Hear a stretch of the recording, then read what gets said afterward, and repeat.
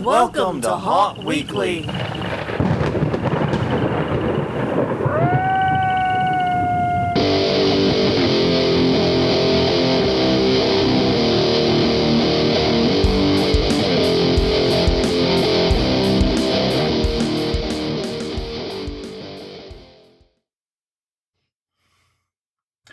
Hello, everyone. I'm Jonathan. I'm Crystal. And this is Haunt Weekly, a weekly podcast for the haunted attraction entertainment community. Whether you're an actor, owner, or just plain aficionado, we aim to be a podcast for you.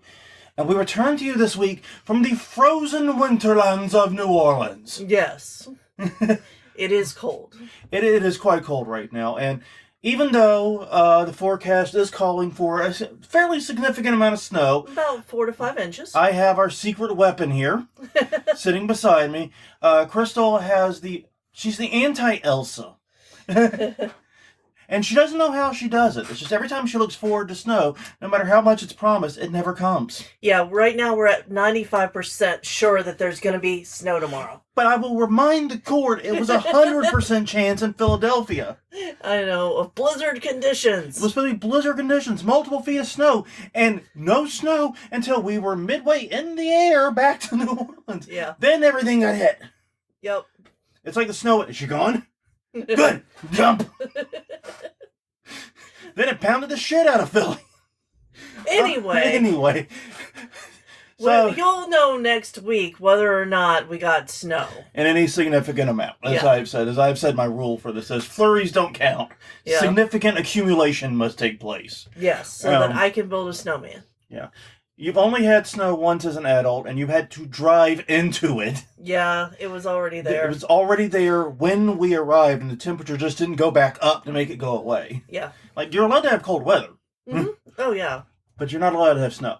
But anyways, please, real fast, do check us out at the places we exist. We're hauntweekly.com, Haunt Weekly on Facebook and X or Twitter, youtube.com/hauntweekly. We're also wherever you get your podcast from. That includes the Apple Podcasts, Google Podcasts, Spotify, Podbean, Pod Player, Pod whatever. We're on all the places. So yes, indeed. Well, just a heads up. Okay, this is an episode of Visible by 4. It means it's time to do the news. Now, I'm going to warn you, A, because of all the shit going on in New Orleans, and B, because of the nature of the time of year, we may be a little short. Now, we have some important topics we don't have a lot to say on, right? And some moderately less important topics that we have a lot to say on. Yeah. So, we're going to see how it goes. We're going to play it by ear. But first thing is first. Every week we try to ask a question a week, and the last one we asked was, did you make any New Year's resolutions? If so, what was yours for 2025? Yes, and James Munsell said, unfortunately, to possibly find a new one, attitudes and egos got involved, just waiting to hear the fallout for the up-and-coming season as to what's going to happen. That sucks, man. I mean, it does. I will say this, I have seen a lot of good haunts in that way. Yeah. And it is rough. It is. And it's especially rough when, like, nobody's fully wrong. Yeah. Like, no one's the asshole. Everyone's just a little bit the asshole, maybe. Yeah, or just on different pages. Yeah. Had different expectations about what it was going to be. Sometimes it happens, man. Greg Packard said to try to do something for the haunt each day. Good luck with that. Yeah. I would find that quite exhausting, but yeah. Definitely a very good resolution. Yes, and Danielle Barnett said to connect more with others in the industry. Excellent idea. Yeah. My personal suggestion would be to go to, well, any of the conferences. Yeah. And speaking of which, we'll be doing conference reminders in a few minutes, in a minute or two. But yes, indeed. Actually, no, we're going to skip conference reminders this week. I've got to update it. Okay. Because, actually, we'll just do the next 3. Okay. Okay, we'll do that. We'll do an abridged conference reminders, because with everything going on, I usually on the news episodes, she does the notes, I update the conference list, and I didn't do it. Yeah, Between everything going on and the holiday, I just didn't do it, and I apologize for that. That one is completely on me. So, yes, we'll get to that in a second, but first things first, this week's question of the week, I think this is going to get some great responses. What haunt build are you most proud of? What is your best build? I want you to brag. Yeah. Don't even humble brag, man. Just brag. Come at me, you know? Yeah. What's your best build? What build are you most proud of? Let us know. HauntWeekly.com, Haunt Weekly on Facebook, and YouTube.com/HauntWeekly. Let us know. We read all the comments everywhere they come in, and very, very good chance they're going to be read on the show. Small podcast. Yeah. So, what's your best build? Whew. You have any? Oh, man. You know, it's kind of weird. Like, the builds I am strangely the most proud of are some of the ones that did not work in the haunt. I understand that. Like, I'm really amazed we got that drop ceiling to work as well as we did. Yeah. The one in the corner. Oh, that was so cool. It was consistent. It was impactful. And it was safe as all fuck. Oh, yeah. There's still support pieces up for that. I don't think that we haven't been able to get out of the walls. Yeah, and it's not lack of trying. No. I think that became some parts of that became permanent. Yeah. No, I'm really proud of that because we took this really big vision of having a ceiling come down on people, and we made it happen. The only problem was we just could not get people under it long enough for it to work. Yeah. Anyways. Yeah, it was a slow-moving thing. Yeah. So as far as scare build, I think that the disappearing wall with the projection on it was probably... The one from this year? This last year? No. Oh. No, the disappearing wall. Oh, the fabric disappearing wall. Yeah. The first iteration of the disappearing wall that, you know, we've never seen anywhere else. No. Nobody else does this wall.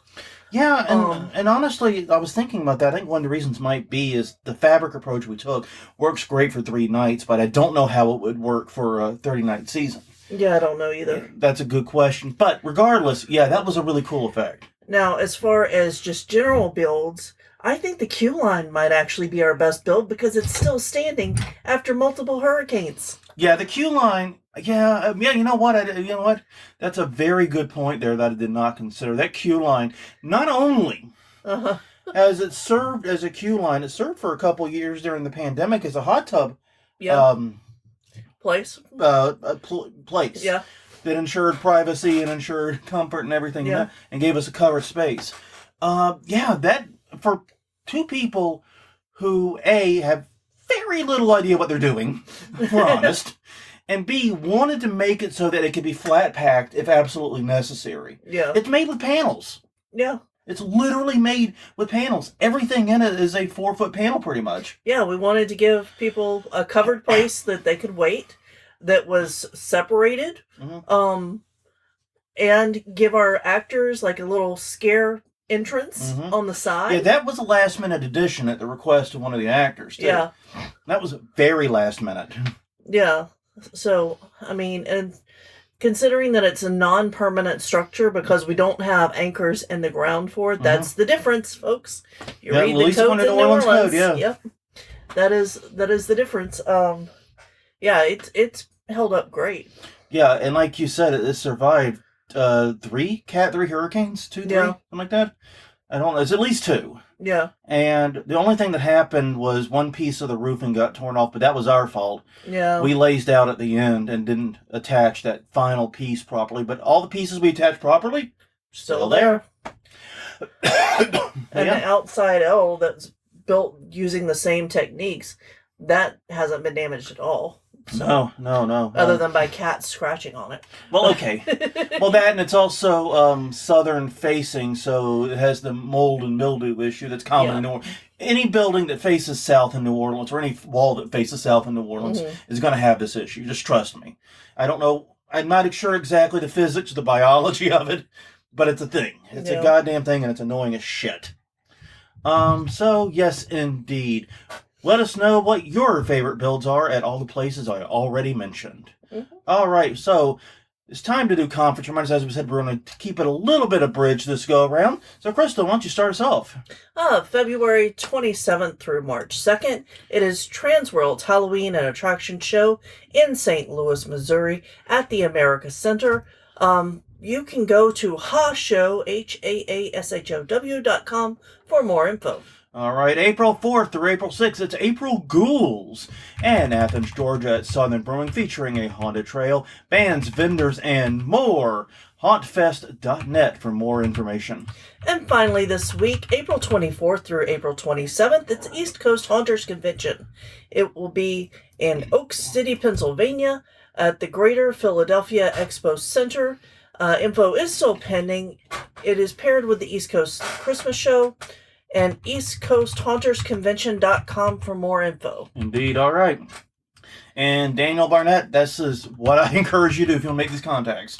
Yeah, that, and there are groups on Facebook and things too. You can also start Facebook groups are great, and Facebook, it's kind of weird. It's where the haunt industry is. It is, and I wish that we had other outlets. I realized the last time I did the media announcement, I skipped over X, and I did it completely subconsciously because 95% of our audience is on Facebook. Yeah, and I probably should stop maintaining that presence because it's not doing listening. I think it's a good idea to stop maintaining it. Maybe I'll set up a Blue Sky page or something. Yes, we should do that. Okay. Yeah, I mean, all I've been doing is posting the episodes as they go live. But realistically, it doesn't matter because damn near every follower we have, social media-wise, is on Facebook, and that's just the nature of haunters. Yeah. It's always been that way, and it's been that way for a long, long time. Mm-hmm. So get comfortable with Facebook if you're not. The other recommendation. Mm-hmm. All right. Well, on that note, it is, like I said, an episode of Visible by 4. Therefore, it's time to do the news. And unfortunately, we're starting with a rough story. Yeah, and it's an international rough story. Yeah, do you want me to take the lead on it? I can do this one. So, a teacher in, and I'm sorry I'm going to mispronounce this, Malacca, Malaysia. Yeah, and now this is an article from Free Malaysia today, by the way. Yes. This is the one that was added in last, so of course I forgot to put that in. But anyway. Moving on. A teacher has been arrested for allegedly molesting 2 6-year-old students at a carnival that was held at the school. The 43-year-old male, he invited the girls into the haunted house that the school was putting on and then assaulted them. The girls went straight to the headmistress, who called the police, and a test conducted on the suspect said that it was positive for methamphetamines. There's not, obviously this is all alleged right now until there's more information. I mean, okay. And it's such a difficult story from a haunt perspective because we're talking about a carnival at the school and a teacher at the school. Yeah, it's not a professional haunted house. Yeah, exactly. Where I'm trying to go with this. Yes, I was trying to figure out whether or not to include it or not, but it is a haunted house event. And a lot of schools do put those on. Yeah. And ask for volunteers to help run them. Yeah, including both, and this was a teacher at the school, it sounds like. Yes, it was. Realistically, the haunted house element of the story is fairly minimal, other than the haunted house provided a convenient, isolated space. Yes. This is a tale of a teacher abusing their authority, allegedly, a teacher abusing their authority to molest 2 girls. Yeah. That's what it's really about. It's not really a haunted attraction story, but luckily the headline on the actual article does not mention the haunted house. You had to kind of dig into the body of it. Yeah. Because they said it was at a school carnival, which is true. It was a haunted house at the school carnival. Here, fortunately, the haunted attraction angle isn't really that important for the haunted attraction side. I'm glad the students went and got help. Yes. I'm glad the headmistress quickly believed them and took immediate and responsible action. Yeah. And it seemed like everyone involved, other than obviously the teacher in this situation, did exactly what they should. I feel very bad for the victims, but I'm glad that he probably won't be doing that again, as we hope. Yeah. Because, that's it. Oh, we did skip something, but we'll get back to it in a minute. A tragic story, but one that fortunately has as good of an ending as I guess you can get. Yeah. All right. Now, as we get into less, I mean, still serious, but not as serious on tragic news, we quickly wanted to do a follow-up on TikTok. We talked last week about the TikTok situation and the upheaval in social media. As I'm sure everyone knows, in the past week, TikTok self-banned, then unself-banned, and everything's still kind of up in the air with this. Yeah, it's very strange, and I would not count on it remaining the platform that it was. No. Well, there's 3 problems with that. Problem 1 is President Trump has been historically very unpredictable on this topic. Yes. He has gone back and forth on TikTok multiple times. And I guess we'll see what he does. But problem 2 is that there's a whole debate of whether or not he can even do anything, because this was a law passed by Congress and signed into law by the president, and then upheld by the Supreme Court. Yeah. He may not be able to stop it with an executive order or anything like that. Whole set of questions around that. And third, even if he is able to, it's not going to be the platform it was, because already people began hedging their bets and moving away from it, anticipating the ban. Yeah. So it's 1, 2, 3 there in terms of why TikTok is not going to be what it was, a year ago or 2 years ago. Yeah. All right. Moving on. Now we've got that update out of the way that I accidentally skipped over in the notes. Brett Hayes has put out a post on Facebook for the locals in the area of Fear Fair. If you remember, Fear Fair was his haunted attraction for many, many years. Unfortunately, had to shut down abruptly due to an insurance issue that was not their fault. I insist upon that. Yeah, that was so stupid. And this is in Indiana. Yeah, in Indiana. In Seymour, Indiana. But basically,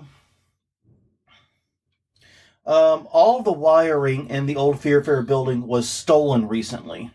Yeah. And so he's asking for people in the area to help keep an eye out. If you see somebody over there that isn't, and this was a Facebook post by him, that isn't supposed to be there, let him know. Yeah.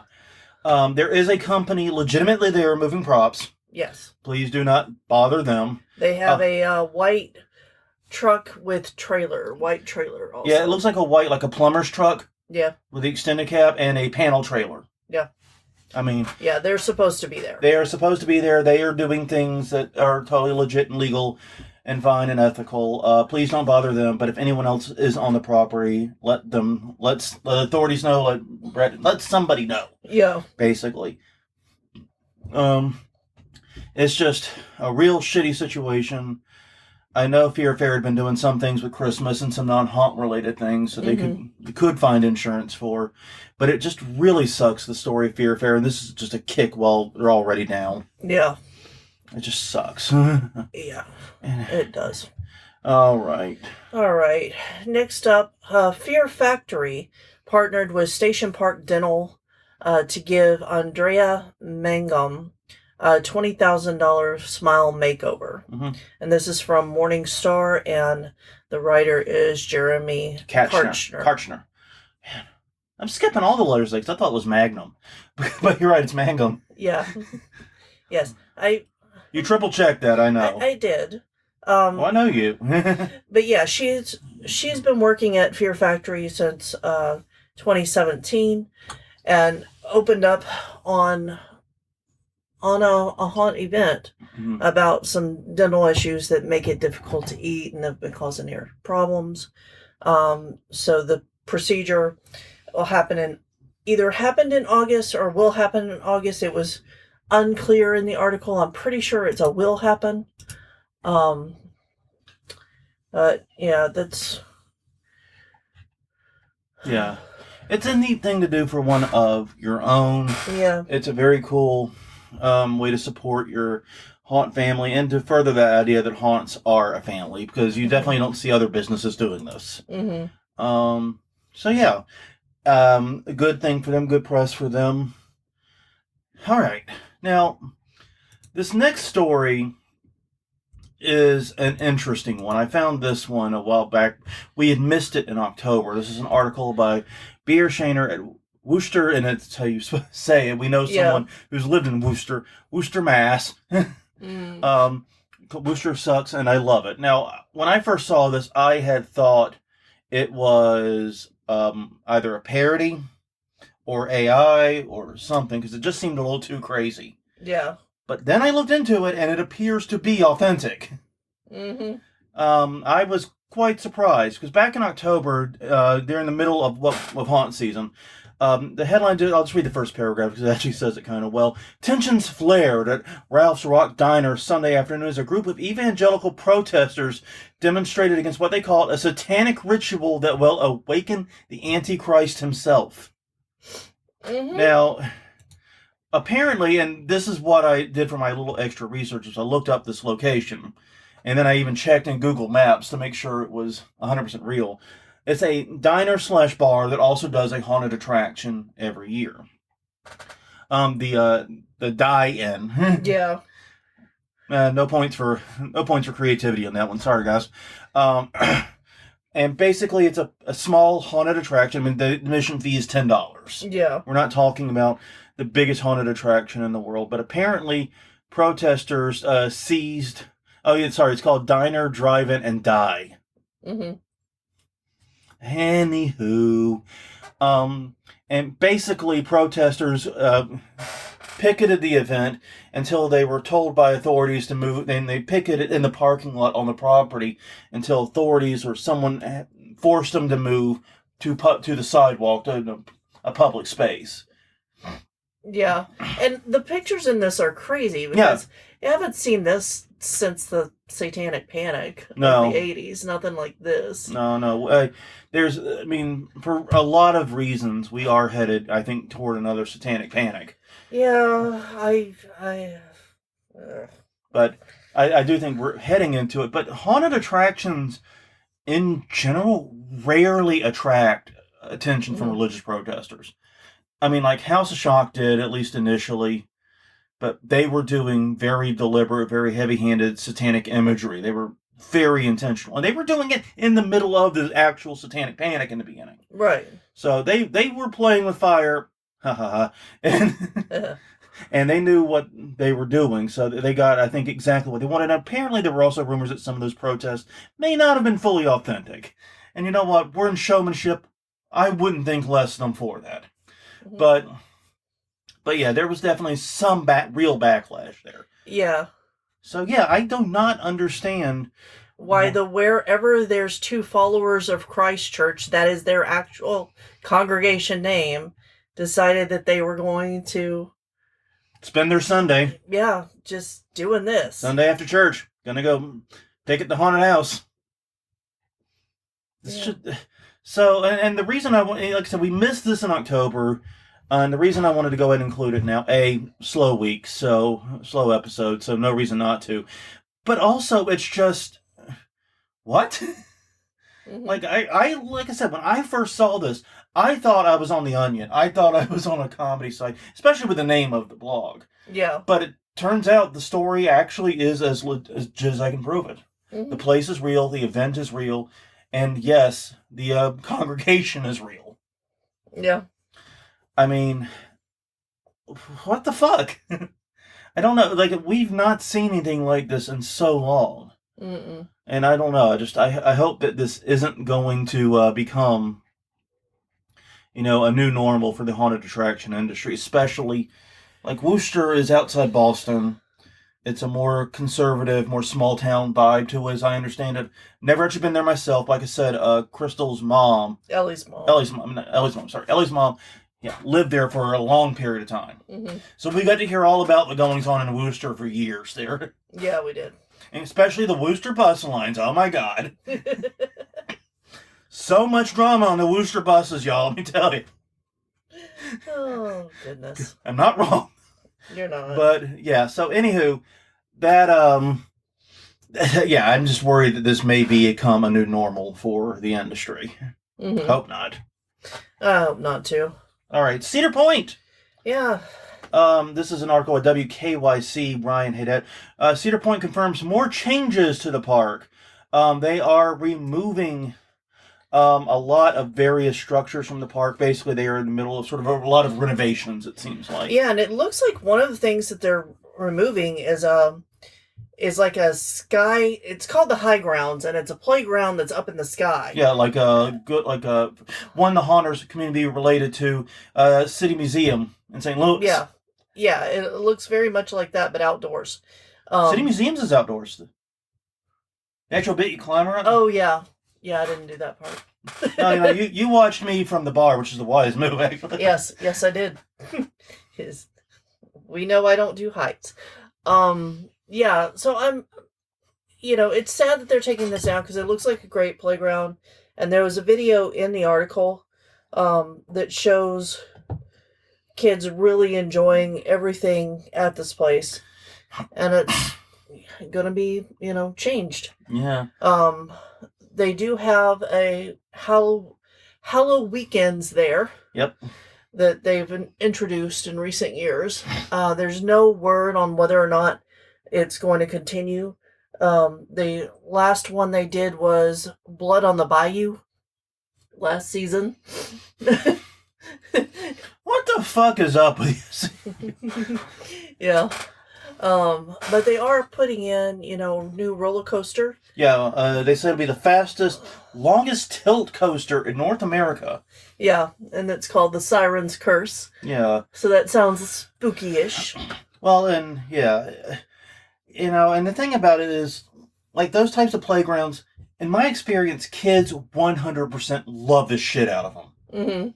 Like, and once again, going back to the City Museum when we were there, kids were just having a blast on that. It was crazy fun. Mm-hmm.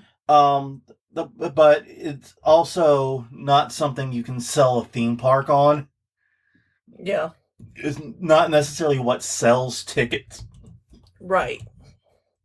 And so they're pushing toward attractions with superlatives, i.e. the fastest and longest tilt coaster in North America. Mm-hmm. So, yeah, I mean, it's going to be interesting to see what happens with this and if they're able to continue their Hollow weekends. Because, like I said, I am still very, very happy that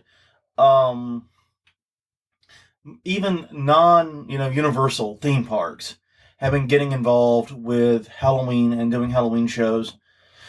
I hope it's able to continue, but it is sad to see a beautiful sky playground go away.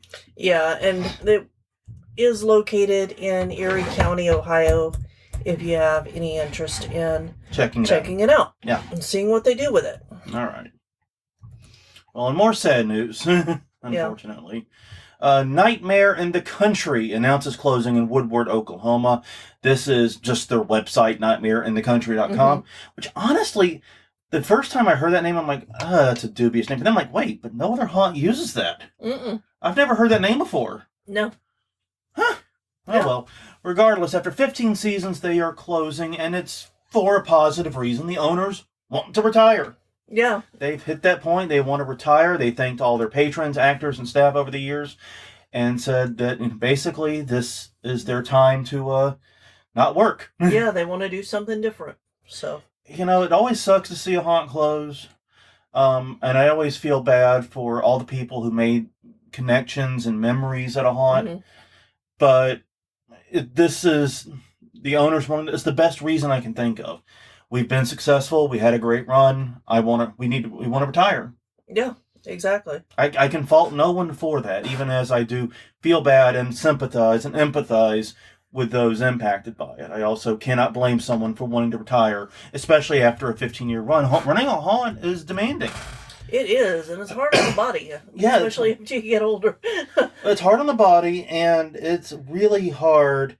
It's really, really stressful is the problem. It's such a stressful industry to be in. You really do have to love it because haunt season and the build up to it, you've got like 3 solid months there of just constant stress. Mm-hmm. And then it all tapers off for a bit, and then it just starts ramping up slowly over time. Yeah.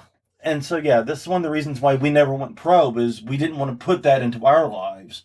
We knew, we know haunt owners, we know what they go through. Yeah, and, having run several large events over my career, it would just be that, but as a career, and that doesn't sound like fun. No. There's too much on the pro side that isn't fun. Yeah, exactly. There's too much in the business world, and Yeah, when you have it's that intersection between haunt and business that never interested us. Yeah. Haunting we love. Yeah, haunting we love. We love building things. We love scaring people. Love acting. Love doing just about every part of the haunt that we have for different reasons. It has a lot of different elements. They all tickle different little creative spots on us. I'll scratch different little itches, but the minute we have to start getting permits and start getting, employment paperwork for all of our actors and thinking about the finances and how we're going to pay everyone. Yeah. Yeah. That gets rough fast. It does. All right, moving on. All right. Haunted Hotel in Bollinger is looking for a new owner. This is an article by Rosanna Fair at the San Angelo Standard-Times. I do love that their site is GoSanAngelo.com. Yeah. Write your own jokes, people. Yeah. The hotel was built in 1886, and it was taken over 9 years ago by Connie and Dan LaFave, and they're now looking to sell. It sounds like they do more paranormal experiences, but the place could be a great opportunity for a haunted attraction to move in. They are working to find new owners who will uphold the events that are already scheduled for 2025, and keep the same kind of feel going on. So yeah, I hope they're able to find someone. It sounds cool. I'm not much into the paranormal side of haunt, but I know that this is an overlap with the haunted attraction community because a lot of haunts, like the mortuary locally, does this a lot. Yeah. They're an actual historic building, historic mortuary, shock of shocks. And so they do paranormal events from time to time on top of being a haunted attraction in September, October, November. Yeah. So, yeah. Good luck to them. I don't know what to say other than, when we were in Kansas City, we learned that, yes, those old hotel type buildings can become haunted attractions, but there were a lot of stairs in some of those. Mm-hmm. Like, I was not prepared for that workout. No. Everyone who works there must have thighs of steel, Yeah, unless there's a secret back elevator somewhere. Yeah, we were not invited on. Yeah. Yeah. All right. Well, this one already happened, but for fuck's sakes. This one article by Natalie Davies at the Detroit Free Press. The Westland Haunted House knows Halloween Hollywood style New Year's bash. This took place. You didn't. Okay. Hang on one second. Legendary Newsman. Oh. Go to the next one. No. We can get this one. It's the Westland Haunted House. Oh, that's what I'm confused about. It's just called the Westland Haunted House. Yes, it's just called the Westland Haunted House. That rolls off the tongue neatly. Yes. All right. So the Westland Haunted House had a special New Year's Eve bash that featured a mini Bourbon Street with secret bar, DJ, and aerialist performances. And I gotta say, the combination of Bourbon Street and New Year's aged like fucking milk. Yeah. Like, not everybody wants to be on New Year's Bourbon Street right now. I cringe at that normally. Yeah. But it's so much more cringe this year.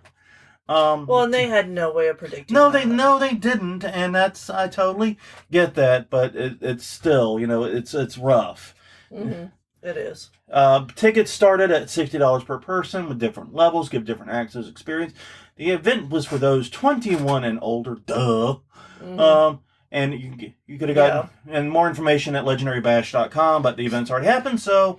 Yeah, but if you want to... see what they do for next year, you can follow them there. Yeah. All right. I was not able to get that one, so... Okay. Milltown Haunt donates to the Ark of Loudon. Mm-hmm.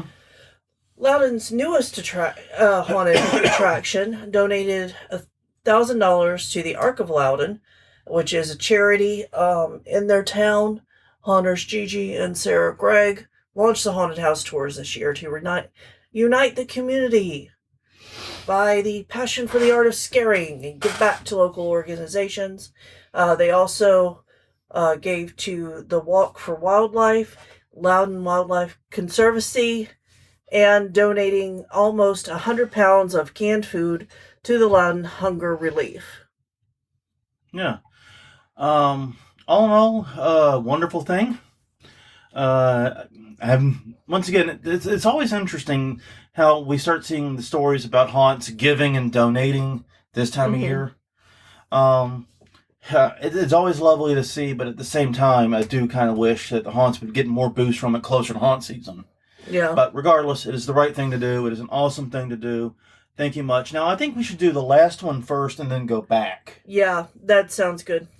Because I'll do this one because this is my wheelhouse anyway. Mm-hmm. And then we'll come back to the one that's actually going to be our conversation piece, probably for the last 10 minutes or so. Yeah. I think that's about right. Mm-hmm.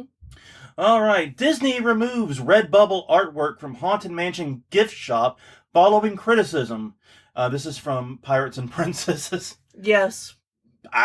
Don't look at me. Messenger. So I looked it up. There were multiple articles on it, but this one's by Pirates and Princess. And we'll have a link to the MSN.com version of it, so you don't actually have to go to the Pirates and Princesses site.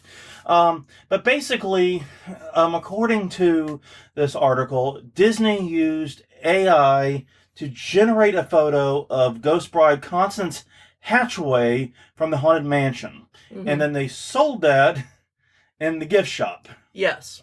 At the Haunted Mansion. Yes. You dicks! Exactly.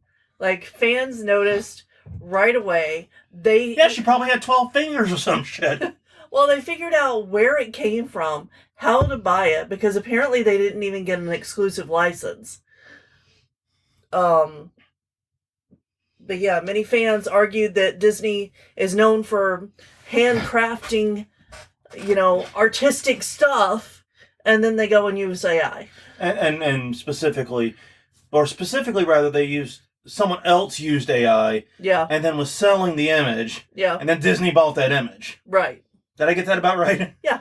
That's, I believe, the order of operations. It's a little fucky in the article, I admit. But, so, what the fuck? Mm-hmm. I mean, okay. Like, the problem is this. How many times in this industry have we said we want our haunt to be Disney-like or provide a Disney-like experience? Well, apparently that includes just buying shit artwork off Redbubble that was generated by AI, because that's what Disney would do now. Yeah. So and they'll sell that shit. Yeah. Yeah, so everybody's up in arms about that because it is not what Disney's known for. I mean, because you're basically, poisoning your brand by doing that. Like, okay, if Bob's Haunted House down the road did that, we would mock Bob. Yeah. We would mock him, but at the same time, we'd be like, but it's Bob. It's Bob's Haunted House. It's one guy. Bob's getting on in years. He doesn't have time for this. But Disney? Supposedly the top of the top, the upper echelon, the cream of the crop. Yeah. 5 people got that reference. And everything else. I mean, it's like Disney. And it's not like this was just some tiny little thing they stuck on the wall in the Haunted Mansion that you could overlook 1,000 times if you went the road 1,000 times. No, this was shit they were selling in the fucking gift shop. Yeah. Well, and the bride there is one of the prominent characters. She's in all the movies. Like, I haven't been to the Haunted Mansion or to either of the Disney places in the U.S. Yeah. But you have. Yes. Do you remember her presence? I do. I vaguely, yes. I remember the name. The thing is, there's all these ghosts there. It's a lot of ghosts. But no, I do vaguely remember hearing the name. And it may have been in one of the movies or the promos for one of the movies. But the name is not unfamiliar to me. And it's just like, what? Redbubble? Yeah. And AI slop sold on Redbubble? Yep. The fuck are you doing, Disney? Yeah, the veiled bust was also called into question for similar reasons. But the thing is that veiled bust has been around for a long time. Yeah, that has. Now, the one that they got may have been AI generated, but it looks like every veiled bust ever. Well, and that's the other thing is, like, with a veiled bust, how are you going to tell? Because that's... You just said it. Every veiled bust looks like every veiled bust. But Disney is supposed to be the leader. Oh, my God. It looks like shit. Yes, it does. I'm sorry. I'd seen the image when I first found this article eons ago. Yeah. But I haven't looked at it since, and it looks like shit. Yeah. It does. I'm just going to keep repeating it looks like shit until that thought leaves my head. Right. No, it's terrible. It doesn't even look good. No, it doesn't. Like, here's the thing. Disney, you have enough talented people there.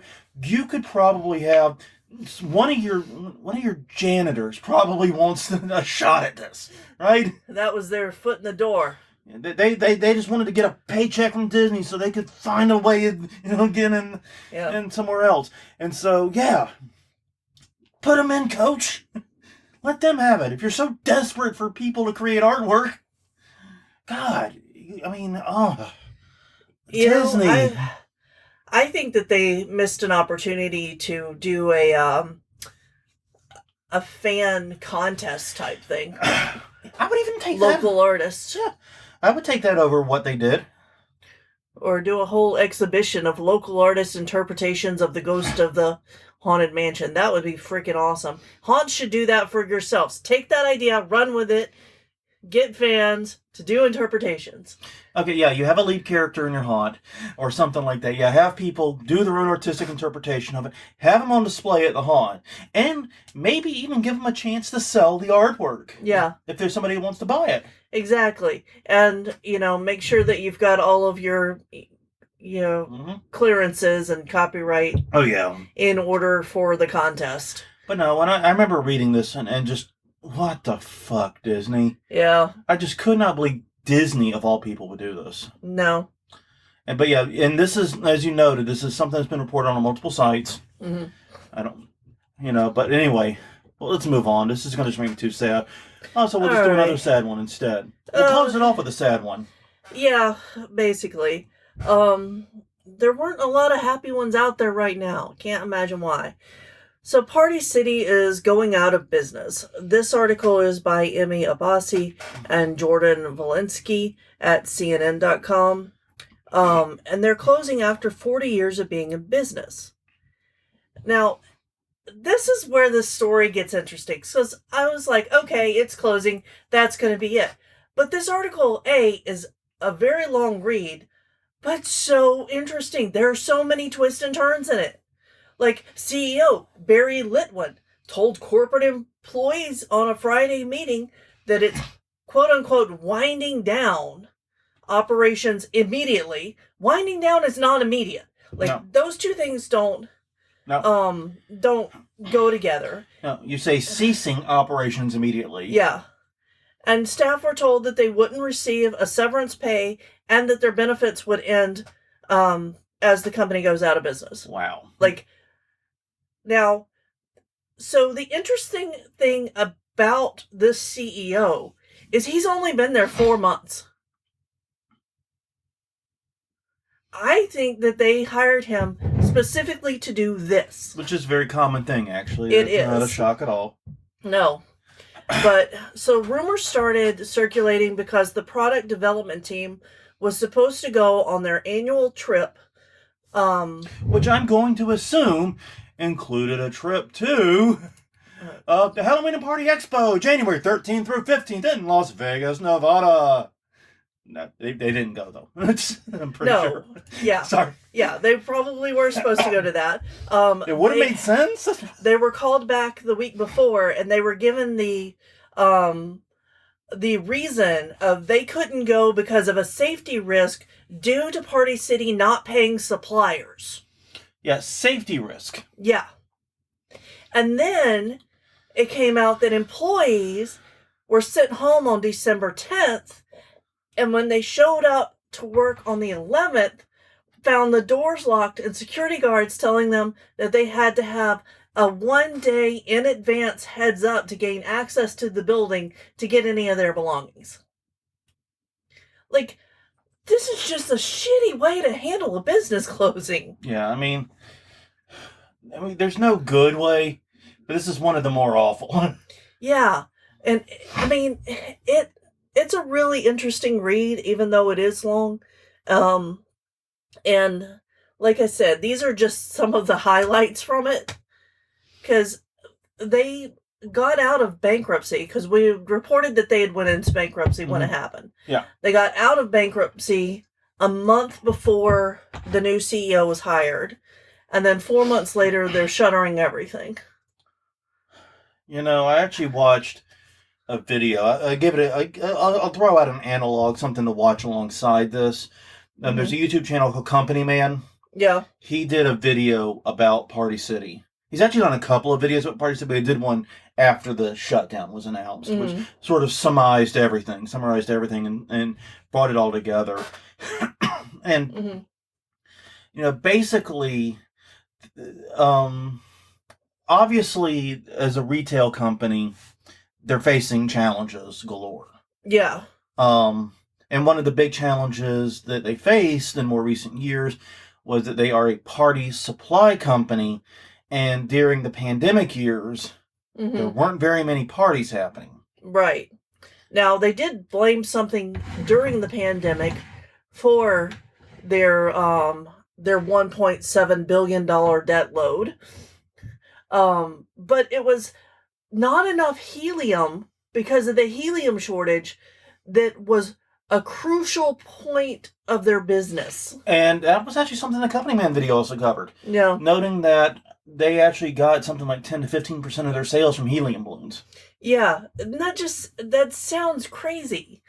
Especially here in New Orleans, where Mylar balloons are now fucking enemy number one. I'm not making that up, by the way. No, they take down the grids so often. It's New Orleans, due to its unique geography, most of the power lines are up high, up on poles. Yep. And if you release a Mylar balloon and it gets into the wires or the transformers, it puts on a light show and then takes down thousands of houses. Yes.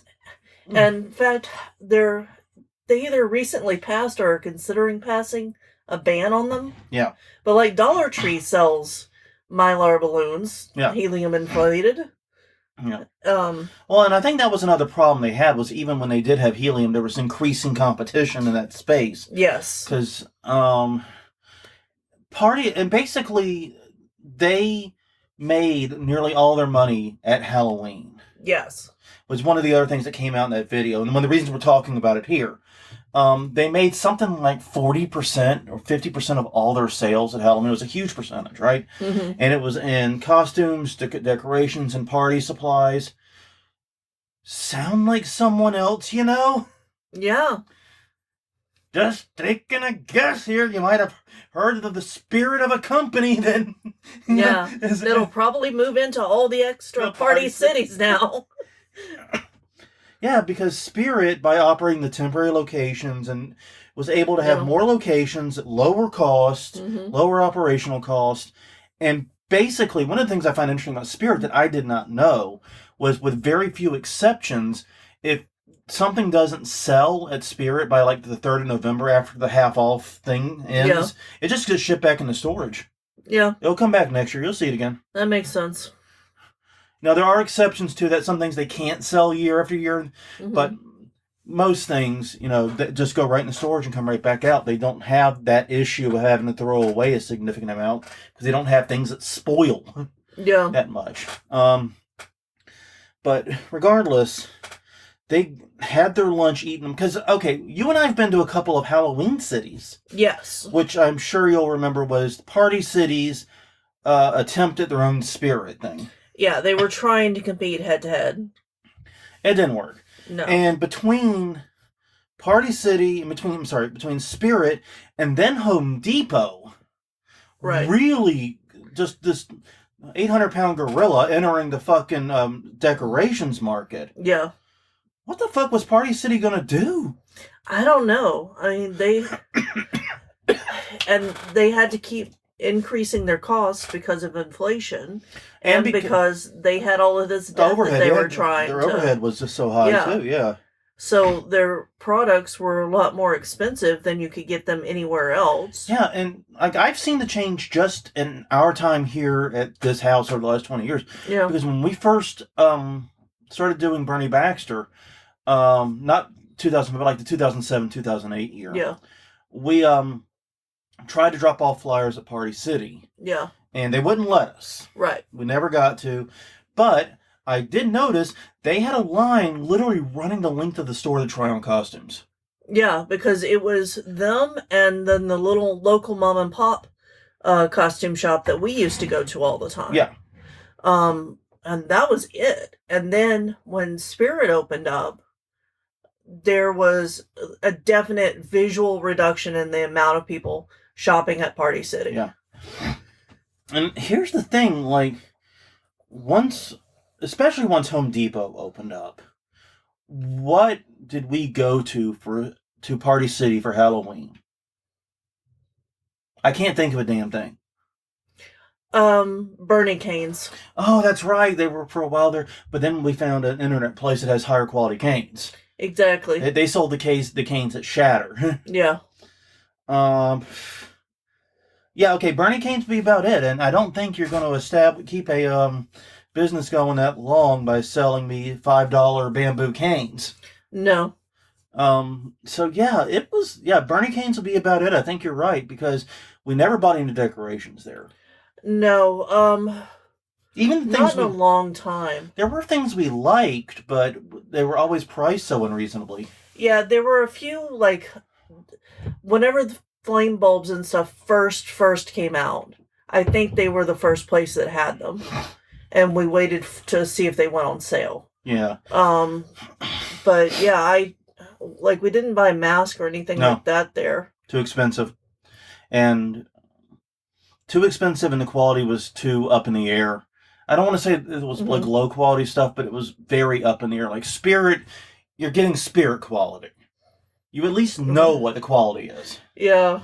You know what I mean? Where Party City, it was all over the map. Yeah, I mean, Party City just got sort of backed into a corner because they really and truly, they had so much of their business between the balloons and between Halloween. Yeah. And they just got eaten alive by competition that had more locations. Because once dollar stores start selling the balloons, it's game over. There's 8 billion of those. Yeah. Like, I literally can walk to $2 stores right now. Well, maybe not right now. It's a little cold. But in general, I can walk to 2. 4. There are 4 within walking distance of us. Because there's one at Woodland and DeGaulle and one over by Chuck E. Cheese.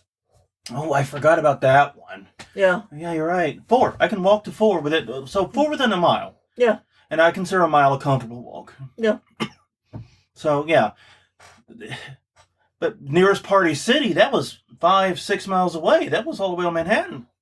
Yeah, they're much more difficult to get to, for sure. Yeah. And now I will say the one thing I did like at Party City, we did buy a couple of times. I just thought of this. The prizes. Yes. They had that giant prize section with like the bouncy balls and the jacks and the noisemakers and the little odds and ends like that you buy for like $0.25 a piece. Yeah. Once again, I don't think you're going to make a multi-billion-dollar company stand tall on those. Not the way they were selling them, especially. So, on one hand, I feel very bad. Who I feel bad for is these 6,400 full-time and 10,100 part-time workers that did work there as of 2021. I don't know how many worked there at the time of closing, but I'm still going to assume it's thousands, and I feel bad for them. Yes. Especially considering all this went down in the run-up to Christmas. Right, in the run-up to Christmas and at all the town hall meetings. Everybody was telling the employees, we're getting better. We're back in black. We're going, this is our time. This is our year kind of thing. Like they didn't suspect anything until they just got shut down. And then the funny thing is, I also just watched a similar video about Big Lots. And They had the opposite problem of Party City. Yeah. They went gangbusters during the pandemic because they sell furniture. Yeah. And suddenly everyone was buying furniture. They had like double, triple profits in the pandemic years. Well, yeah. And then it went... Yeah, because people had to stay at home and use the furniture instead of just looking at it on a daily basis. Man, I mean, I'm always sad to see... I mean, the truth is, and the bottom line for me is I do have a lot of fun memories of Party City at Halloween. Yeah. Admittedly, none of them very recent. No. But I do have some very fun memories of there. Like I said, I think they were a place we discovered the flame bulbs before they became common. Yeah. And I remember a lot of the props that you see at Home Depot, that style of prop. Not the big 12-foot skeletons, but the other stuff. No, yeah. A lot of that first appeared in our corner of the world at Party City, too. Right. Now, it's because Spirit has a weird relationship with this area. Mm-hmm. But then again, Spirit has a weird relationship with every area. Yeah. So, yeah, we're sorry to see Party City go, but honestly, they've clearly been on the struggle bus a very, very long time. Yeah.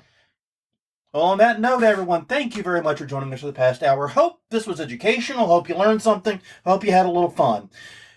Please do check out the rest of our stuff. We're at hauntweekly.com, hauntweekly on Facebook, and youtube.com/hauntweekly.